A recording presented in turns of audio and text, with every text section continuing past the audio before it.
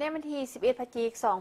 2025 ที่นครหลวงเวียงจันทร์องค์การ GIZ ลาวสหภาพยุโรปหรือ EU และรัฐบาลลาวได้ร่วมมือกับภาคส่วนสถาบันการศึกษาและภาคส่วนธุรกิจเอกชนได้จัดพิธีมอบหับทุนการศึกษา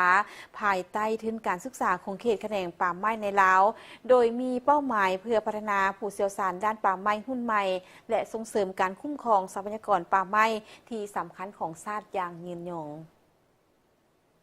เข้าร่วมพิธีมีศาสตราจารย์ปริญญาเอกศรีธงทองมณีวงศ์คณบดีคณะวิทยาศาสตร์ป่าไม้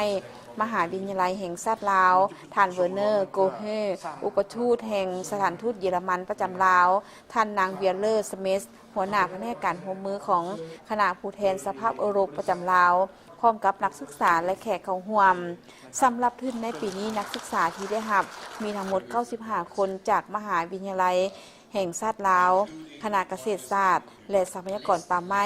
จากมหาวิทยาลัยสุภาลวงศ์และคณะเกษตรศาสตร์และสิ่งแวดล้อมจากมหาวิทยาลัยสวรรณเขตในที่นักศึกษาระดับปริญญาตรีมี15คนเป็นหญิง11คนและระดับปริญญาโท80คนหญิง25คนโครงการทุนการศึกษาดังกล่าวมีเป้าหมาย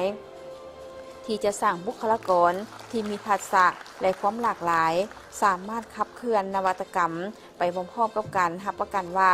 ชุมชนท้องถิ่นจะได้รับผลประโยชน์จากการอนุรักษ์และการนำใช้ทรัพยากรป่าไม้ของเราอย่างยืนยงภายในงานยังได้มีพิธีลงนามในบทบันทึกความเข้าใจหรือ MOU เพื่อสร้างการร่วมมืออย่างเป็นทางการระหว่าง3คณะป่าไม้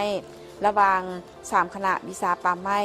จากมหาวิทยาลัยแห่งต่างๆและ3บริษัทปลูกไม้ภาคเอกชนและองค์การ GIZ